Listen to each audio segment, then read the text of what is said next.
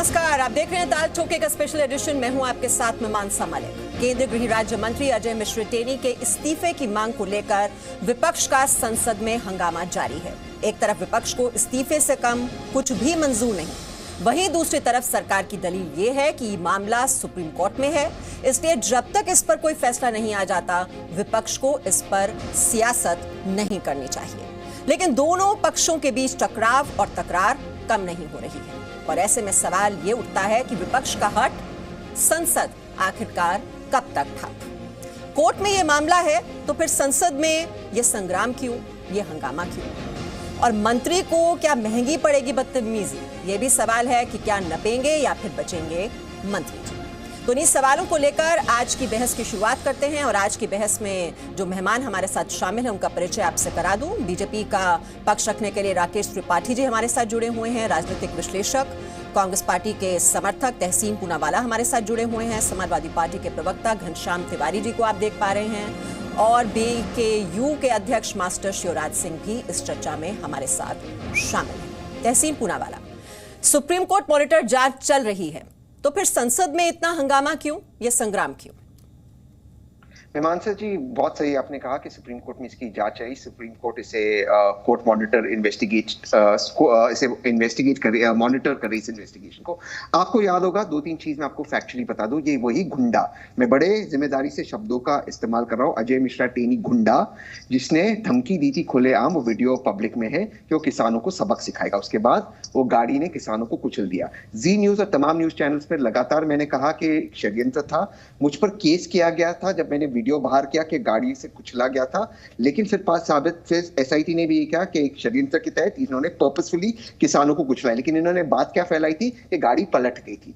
तीसरी बात, आपको याद होगा कि जब अश्विनी कुमार जी इस देश के लॉ मिनिस्टर थे, उन्होंने अपना कर्तव्य निभाया। जो मामला सुप्रीम कोर्ट में था और उनका कर्तव्य था as law minister of the country, file को चेक करते, सीबीआई की फाइल चेक करते, सुप्रीम कोर्ट में जाए। जी न्यूज और अन्य मीडिया चैनलों ने सही चीज किया, ऑब्जेक्शन दिया कि लॉ मिनिस्टर को फाइल नहीं चेक करना चाहिए, तो उनका काम था, तो उन्होंने रिजाइन किया। वो तो मोरालिटी थी। आज इस गुंडे ने लोगों को धमकी दी और धमकी देने के बाद क्या, एबीपी और जी न्यूज के रिपोर्टर को किस तरह से आज भी धमकी दे रहा है, ये वीडियो विजुअल आज भी आपके चैनल पे चल रहे हैं। जिस पॉलिटिकल पार्टी में मोरारजी देसाई ने रिजाइन, जिस हमारे भारत के इतिहास में मोरारजी देसाई रिजाइन किया, तो वहां रिजाइन किए। सोनिया जी पर जब ऑफिस ऑफ प्रॉफिट का इल्जाम लगाया, उन्होंने रिजाइन किया। आज क्या मोरालिटी है? ये व्यक्ति उसी ऑफिस में बैठा है जहां एक बार सरदार वल्लभ भाई पटेल बैठते थे। मैं आज भी पूछ रहा हूं, क्या इसे गृह मंत्री होने के योग्य है? क्या अपराधी हैं अजय मिश्रा? उसका नाम एफआईआर में है। मैं दोबारा से कह रहा हूं, ये गुंडा है। इस गुंडे ने वीडियो में किसानों को धमकी दी। एसआईटी रिपोर्ट में किसका नाम है? एसआईटी रिपोर्ट में किसका नाम है? एफआईआर में किसका नाम है? इस गुंडे का नाम है और इसने किसानों को धमकी दी। और आज भी अगर आप आपके पत्रकारों के साथ खड़े नहीं रह सकते, जी न्यूज के पत्रकारों के साथ खड़े नहीं रह सकते, तो मुझे अफसोस है भारत के पत्रकार। नहीं, अपराधी शब्द का इस्तेमाल करना तहसीन पूनावाला, क्या कोर्ट ने कन्विक्ट कर दिया? आप जांच का इंतजार कीजिए। मोरालिटी का आपने सवाल खड़ा किया, वो उस पर मैं जवाब ले लूंगी। लेकिन कौन अपराधी है कौन नहीं है, ये कौन तय करेगा? या क्या कोई पॉलिटिकल पार्टी तय करेगी?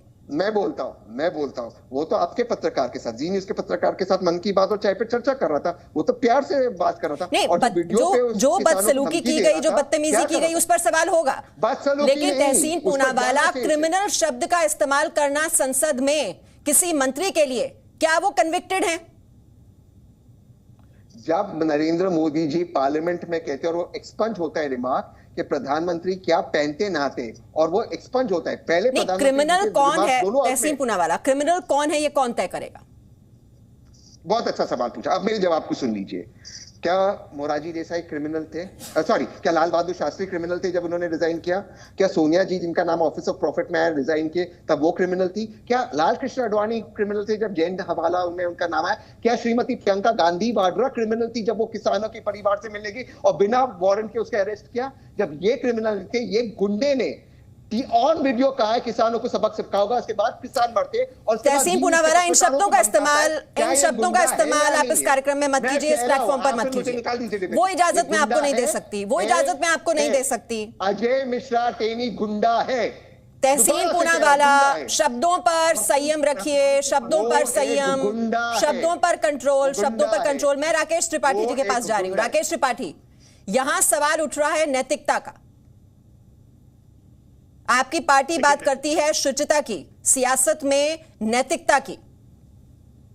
देखिए मीमांसा जी, इस बात को किसी बिना लाग लपेट इस बात को स्वीकार करने में मुझे कोई गुरेज नहीं है कि किसी भी बड़े पद पर बैठे हुए व्यक्ति से बहुत आदर्श और मर्यादित आचरण की अपेक्षा की जाती है, संयम की अपेक्षा की जाती है और उनको करना भी चाहिए। लेकिन जब सवाल किसी पिता से पूछा जा रहा होता है, गृह राज्य मंत्री से नहीं, जब उसके पुत्र के नाते किया जाता है, तो कई बार भावनाओं में किसी व्यक्ति के द्वारा गलती हो जाने की संभावना होती है। और मुझे लगता है कि एक पिता के तौर पर उन्होंने गलती की होगी, पिता के तौर पर उनका व्यवहार कहीं ना कहीं संयम की रेखा को पार कर गया होगा, ये हो सकता है। लेकिन जिस तरह से लगातार ये डिबेट में मर्यादा और संयम को, भाषाई मर्यादा को तार-तार करने का काम तहसीन पूनावाला कर रहे हैं। अच्छा राकेश त्रिपाठी जी, ये बताइए क्या संयम का परिचय दिया जब मंत्री साहब से पूछा गया सवाल? उन्होंने इस संयम का परिचय दिया? मैंने तो पहले ही स्वीकार किया, मैंने साफ साफ कहा है कि किसी भी व्यक्ति से जो बड़े पद पर बैठा है उससे आदर्श व्यवहार की अपेक्षा की जाती है। लेकिन मैं फिर इस बात को कह रहा हूं कि जब एक पिता से पुत्र के नाते ये सवाल पूछा जा रहा हो, तो हो सकता है कि मानवीय के कारणों से उन्होंने अपना संयम खो बैठे हो, उनको इस तरह से आचरण की अपेक्षा नहीं की जा सकती है। मैं इस बात से सहमत हूं, मैं इस बात के साथ बिल्कुल उनका बचाव नहीं कर रहा हूं कि उन्होंने बदसलूकी की है, बहुत अच्छा काम किया है। लेकिन जिसको इतना बढ़ा चढ़ा करके और नैतिकता के आधार पर आज विपक्ष अपेक्षा कर रहा है। नहीं राकेश त्रिपाठी जी, वो तो मीडिया कर्मी पर ही भड़क गए, उन्हें ही वो चोर बुलाने लगे। मेरा सवाल तहसीन जी तक पहुंच जाने दीजिए। छत्तीसगढ़ में अभिषेक झा नाम के एक पत्रकार को सवाल पूछे जाने पर मारते पीटते हुए जेल भेज देने का काम जिस पे किया हो, वो नैतिकता पर सवाल पूछ रहे हैं। समाजवादी पार्टी ने पत्रकार जगेंद्र की जला करके हत्या कर देने वाले और डाइंग डिक्लेरेशन के बावजूद मंत्री राममूर्ति वर्मा के खिलाफ कार्रवाई न करने वाले समाजवादी पार्टी क्या नैतिकता के तकाजे पर बात करेगी? जिन्होंने पत्रकारों के साथ मारपीट की हो, जेल भेजने का काम किया हो, हत्या तक करवा दी हो, वो आज बदसलूकी पर नैतिकता के तकाजे की बात कर रहे हैं। ये बहुत दुर्भाग्यपूर्ण है। उत्तर प्रदेश में अगर कहीं कोई भी घटना घटी है, हमने प्रभावी और कठोरता से कार्रवाई करने का काम किया है। ठीक है, मैं कमेंट यहाँ पे घनश्याम तिवारी जी से ले लेती हूँ। घनश्याम तिवारी जी, यहाँ अगर बेटे ने कसूर किया है तो जो सजा है वो पिता को दी जाएगी? नमस्कार मीमांसा जी, आपको, को पैनलिस्ट को, दर्शकों को। 302, 147, 323, 504, 506 और 452 ये राकेश त्रिपाठी जी और भारतीय जनता पार्टी के लकी नंबर नहीं है। ये वो धाराएं हैं जो पिछले 20 सालों में मंत्री जी के ऊपर लगी हुई हैं और उसके बावजूद उन्हें मंत्री बनाया जाता है। कैरावन मैगजीन ने एक पूरी स्टोरी छापी है किस तरीके से 21 साल पहले सरेआम दिन दहाड़े एक व्यक्ति पे गोली मार के हत्या करने का उनके ऊपर आरोप लगता है और उस व्यक्ति के पिता दर दर प्राइम मिनिस्टर ऑफिस तक जाते हैं 21 साल पहले। आज भी वो केस लंबित है। जिस व्यक्ति ने कानून को इस तरीके से तोड़ मरोड़ के घुमा दिया है और उसके ऊपर इतनी सारी धाराएं लगी हैं, उसे भारतीय जनता पार्टी प्रतिष्ठित करती है। ये शर्मनाक है देश के गृह राज्य मंत्री के रूप में। उसके बाद इसी हिस्ट्री के आधार पर वो किसानों को धमकाता है। वो ये नहीं कहता कि मैं गृह राज्य मंत्री हूं, मुझसे डरो। वो कहता है मेरी हिस्ट्री देखो, उसके आधार पर मुझसे डरो वरना मैं बताऊंगा। पिस्तौल उसकी लगातार मीडिया को गुमराह वो करता है। अदालत में जब उत्तर प्रदेश की सरकार जाती है तो उनके वकील सीजीआई से कहते हैं, are you speaking about the young man who is being targeted? ये तो सुप्रीम कोर्ट है जिसको जो पत्रकारों के साथ, किसानों के साथ खड़ी रही ताकि उनके बेटे को पकड़ा गया। आज अगर देश के प्रधानमंत्री अजय मिश्रा टेनी के साथ खड़े हैं, जब विधानसभा से लेकर संसद में हंगामा हो रहा है, किसान आहत हैं, भारतीय जनता पार्टी के कार्यकर्ता का परिवार चाहता है उसको बर्खास्त किया जाए। जो पत्रकार की हत्या हुई है वो उसके पिता ने वीडियो जारी किया है कि इसे बर्खास्त किया जाए। तो इसका एक ही कारण है कि भारतीय जनता पार्टी में इस तरह के आपराधिक ट्रैक रिकॉर्ड के लोगों को बड़े बड़े पदों पर होना आम हो गया है। और उसके लिए आप आदित्यनाथ ट्रैक रिकॉर्ड देखिए, उसके लिए आप केशव घनश्याम तिवारी जी, गायत्री प्रजापति का याद है आपको क्या? एक आखिरी बात, आज आप गायत्री प्रजापति का जिक्र कर रही हैं। आज ही गोवा के भारतीय जनता पार्टी के मंत्री को रिजाइन करना पड़ा है क्योंकि उन्होंने एक महिला का उत्पीड़न किया था। तो जिस तरीके से भारतीय जनता पार्टी दूसरों को, जब आपकी पार्टी से जुड़े नेता से जुड़ा सवाल पूछ रही हूँ तो आप फिर दूसरी पार्टी का खड़ा कर देते हैं सवाल। बात दूसरी पार्टी के, उसका भी तो जवाब दीजिए ना घनश्याम तिवारी। चाहे नैतिकता, कोर्ट को इंटरवीन करना पड़ा था, तब जाकर गिरफ्तारी हुई थी गायत्री प्रजापति की, जिस पर कितने गंभीर आरोप थे। रेप के आरोपी मंत्री साहब प्रचार कर रहे थे पार्टी के लिए। गायत्री प्रजापति को सजा मिली, दुशासन को सजा नहीं मिली, तो क्या अजय मिश्रा को सजा नहीं मिलेगी? देश के प्रधानमंत्री गंगा में डुबकी लगाएंगे, उसके बाद नहीं तो जिस पर आरोप है घनश्याम तिवारी वो जेल में है इस वक्त। एसआईटी की इन्वेस्टिगेशन पर आपको भरोसा है क्या? न्यायिक प्रक्रिया पर आप भरोसा रखते हैं? पूरे 1.5 महीने एक बार भी सुप्रीम कोर्ट ने उत्तर प्रदेश के ऊपर भरोसा दिखाया हो? इस मंत्री का बर्खास्त किया जाना तय है। देश के प्रधानमंत्री जब भी जगेंगे, हो सकता है घनश्याम तिवारी, क्या क्लीन चिट दे दी गई है आशीष मिश्रा को? क्या क्लीन चिट दे दी गई है आशीष मिश्रा को? देश में इस तरह के आपराधिक ट्रैक रिकॉर्ड के लोग आशीष मिश्रा हुए हैं। कहां पर है आशीष मिश्रा? इस तरह के आपराधिक 7 अक्टूबर को ये व्यक्ति देश के समस्त डीजीपी को भाषण दे रहा है प्रिजन रिस्पॉन्स पर, और 8 अक्टूबर को इनकी सरकार, उत्तर प्रदेश की सरकार कह रही है, are you speaking out the young man who is being targeted? Zee News ने जब ये घटना चली थी तो जी न्यूज ने दिखाया कि किसानों ने मोनू मिश्रा की गाड़ी पर हमला किया। ये आपका ट्वीट है, जहां पर सरकार, मीडिया, समूचे लोग एक व्यक्ति के साथ खड़े हो। क्यों? क्योंकि एक गृह राज्य मंत्री बेहद पावरफुल है और उसे अपने उस पावर से ज्यादा अपने अपराध के तिवारी जी, हम किसी का पक्ष नहीं ले रहे हैं, हम किसी का पक्ष नहीं ले रहे हैं, हम किसी के साथ नहीं खड़े। मैं आपको 4 अक्टूबर के आपके ट्वीट का याद दिला रहा हूं, जिसके बारे में मैंने टिप्पणी भी की थी। आपका पहला जो ट्वीट था वो ये था कि किसानों ने मोनू मिश्रा की गाड़ी पर हमला किया, और उस समय भी मैंने इसकी टिप्पणी की थी। उसके बाद आपने इस बहस के माध्यम से एक बैलेंस इसके ऊपर रुख अपनाया है, इसकी मैं सराहना करता हूं। लेकिन ये नैतिकता का आधार, जो एसआईटी रिपोर्ट में जो बातें सामने आई हैं वो ऐसी की ऐसी हम दर्शकों तक पहुंचा रहे हैं। हम सवाल यहां पर सत्ता पक्ष से भी पूछ रहे हैं और विपक्ष से भी पूछ रहे हैं, जो सवाल बनते हैं। तो घनश्याम तिवारी जी, ये मत एक्सप्लेन कीजिए कि क्या सवाल हमें पूछने हैं, क्या नहीं करने हैं, और हम कितने पक्ष हैं या कितने निष्पक्ष हैं। जो सवाल आ रहा है वो हर किसी से पूछा जा रहा है, और मॉरल रिस्पॉन्सिबिलिटी की आपने बात की, वो सवाल भी मैंने राकेश त्रिपाठी जी से यहां पर पूछा है। मास्टर शिवराज जी, ये लगातार इस्तीफे की मांग पर आप अड़े हुए हैं, जो जांच चल रही है, क्या न्यायिक प्रक्रिया पर आपको भरोसा नहीं है? सबसे पहले मैं एक बात कहना चाहता हूं, कैप्टन वरुण जी को भावभीनी श्रद्धांजलि देते हुए कि हमारे संविधान में मीडिया और कोर्ट स्वतंत्र हैं और संविधान से ऊपर कोई नहीं है जी। देखो, मीडिया कोई भी आवाज हो पब्लिक तक और सरकार तक आवाज पहुंचाने का काम करती है। कल हरदोई में कुछ किसान नेता वहां के प्रशासन ने गिरफ्तार कर लिए थे, और जैसे ही मीडिया में खबर आई तो आज उनको बिना शर्त रिहा किया गया। तो ये मीडिया की बात होती है और सरकार तक और पब्लिक तक आवाज पहुंचाने का काम करता है। पॉइंट पर आते हैं, पॉइंट पर आते हैं जी। मेरा आपसे सवाल ये है कि सुप्रीम कोर्ट मॉनिटर जांच चल रही है, तो आप इतना ज्यादा क्यों अड़े हुए हैं इस बात पर कि मंत्री इस्तीफा दे? सीधा सा सवाल। 120 बी का मुलजिम है, उसके नाम रिपोर्ट है, और वो हमेशा, उसका नाम है अजय मिश्रा टेनी। वो हर किसी को टेन के चलता है, मीडिया को भी टेनता है, किसानों को भी टेनता है। उसने ये कहा था अगर मेरे बेटे के खिलाफ जांच आ जाएगी तो मैं स्वतः इस्तीफा दे दूंगा। वो 8 मौतों का जिम्मेदार है अजय। ठीक है, मैं जवाब ले लेती हूं। चलता है सबको। राकेश, जवाब दीजिए। 5 अक्टूबर को बयान दिया गया था अजय मिश्र टेनी की ओर से। उन्होंने ये बात कही थी कि अगर उनके बेटे के खिलाफ कोई सबूत मिलता है घटनास्थल पर होने का तो वो इस्तीफा दे देंगे। क्या रोक रहा है उनको?